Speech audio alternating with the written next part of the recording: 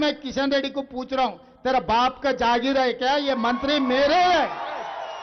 4 करोड़ जनता मुझे आशीर्वाद दिए, अल्लाह मियां एक मौका दिए मुझे, मैं अजहरुद्दीन को मंत्री बने तो तेरा बाप का जागीर कुछ गए क्या? क्या तकलीफ हुआ? क्यों रो रहे आप? ये छोड़ो, मोदी जी गुजरात में उसका जमीन खींच लिया, जायदाद खींच लिए, क्या किया? मैं मेरा मंत्रिमंडल में अजहरुद्दीन को मैं मंत्री बनाया। भारतीय जनता पार्टी को क्या तकलीफ है भाई? कैसे मैं अजहर भाई को मंत्री बनाया तो किशन रेड्डी कपड़े फाड़ ले रहा है, कैसे अजहर को मंत्री बनाते?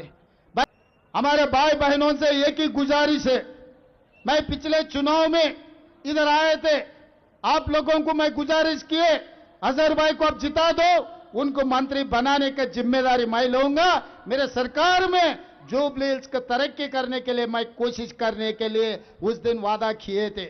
मगर चुनाव में गलतफहमी से हमारे भाई बहनों चोरों को वोट दिए, 3 बार दिए, 1 बार नहीं।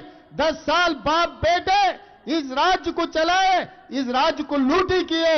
बाप 1 नंबर रहा तो बेटा 10 नंबर निकला, तेलंगाना राज्य को लूटी कर दिए। आज इसीलिए मैं जो बात देता हूं, बात के लिए मैं मरूंगा मगर पीछे हटने वाले नहीं है। इसीलिए अजहरुद्दीन को आज मंत्री बना के आपके सामने खड़ा किया। आप ये वोट दो, आपके तरफ से 2 सिपाही, एक नवीन यादव, दूसरे सिपाही हमारा अजहर भाई आपके तरफ वकालत लेने वाले हैं।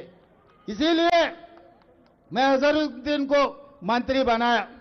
वो किशन रेड्डी साहब है, वो कैसा आदमी है मुझे पता नहीं है। कैसा भी मोदी जी किसी को माइनॉरिटी को मंत्री नहीं बनाए। मैं अजहर भाई को मंत्री बनाया तो किशन रेड्डी कपड़े फाड़ ले रहा है, कैसा अजहर को मंत्री बनाते?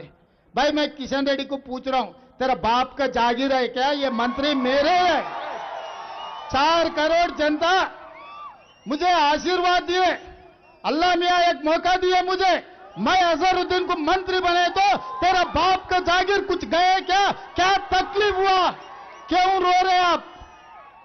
ये छोड़ो, मोदी जी गुजरात में उसका जमीन खींच लिया, जायदाद खींच लिए, क्या किया? मैं मेरा मंत्रिमंडल में अजहरुद्दीन को मैं मंत्री बनाया। भारतीय जनता पार्टी को क्या तकलीफ है भाई? कैसे भी 1 वोट भी आपको मिलने वाले नहीं है हमारे माइनॉरिटी भाइयों का। फिर किसको जाना है वो वोट? क्या सोच रहे हैं लोग? बीआरएस को वोट डालने के लिए ये साजिश कर रहे।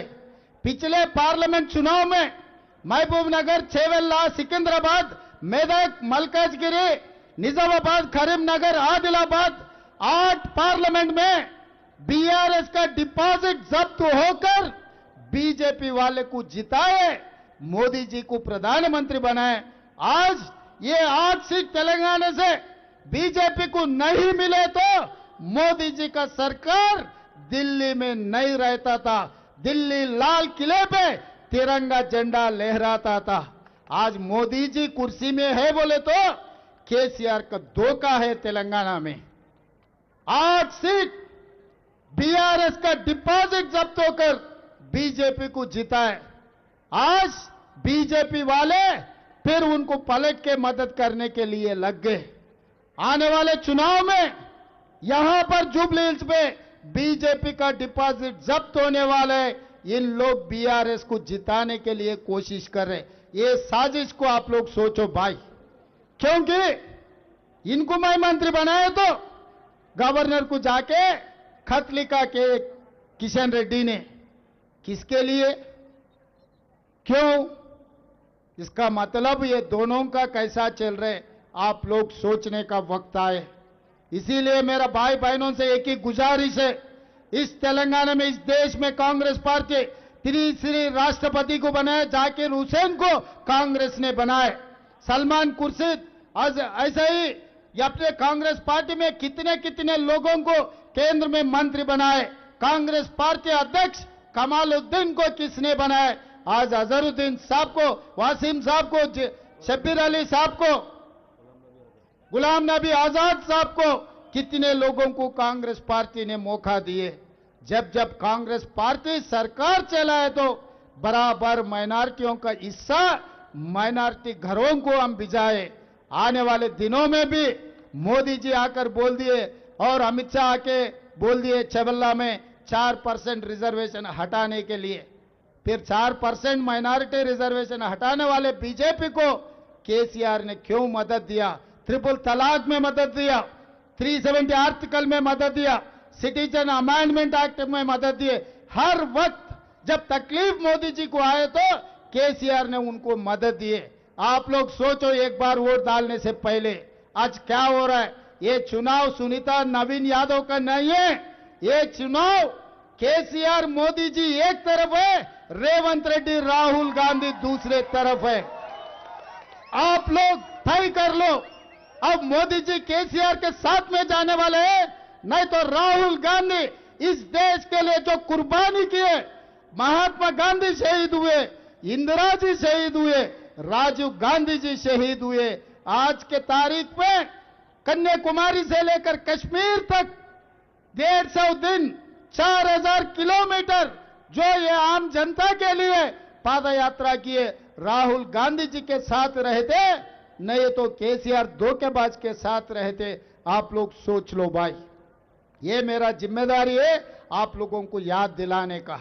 याद करने के बाद फैसला करने का जिम्मेदारी आप लोगों का है। आप लोग सोच के, भटकाने वाले बहुत रहे थे, बोलने वाले बहुत रहे थे, ऑटो वाले को तकलीफ है बोल रहे, महिलाओं को मैं बस में मुफ्त में चलने के लिए मौका दिए तो ऑटो वाले को तकलीफ हो गए बोल रहे, महिलाओं का रद्द कर दो बोल रहे। भाई ऑटो वालों को बचाने का जिम्मेदारी मेरे है। कुछ वक्त लगेंगे क्योंकि 10 साल लूट लिए, आज 2 साल भी नहीं हुआ मेरे सरकार, आगे 3 साल है और आपके आशीर्वाद से और 5 साल कांग्रेस की सरकार रहेंगे इस तेलंगाना में। इस जगह में आप लोगों को जो काम करना है, एर्रागड्डा में सीसी रोड होना, नहीं तो पानी होना, बिजली के खंभे हटाना है तो कांग्रेस पार्टी को जिता दो। आप एक वोट दो, 2 सिपाहियों को मैं दे रहा हूं, एक नवीन यादव एमएलए बन के आपके सिपाही बनेगा, दूसरे हमारे अजहर भाई मंत्री होके आपके सेवा करने के लिए इस गली गली में घूमेगा। इसीलिए आपके आशीर्वाद, क्योंकि हैदराबाद शहर में मेरे साथ काम करने वाले कोई भी नहीं है, बहुत सारे एमएलए लोग हैं,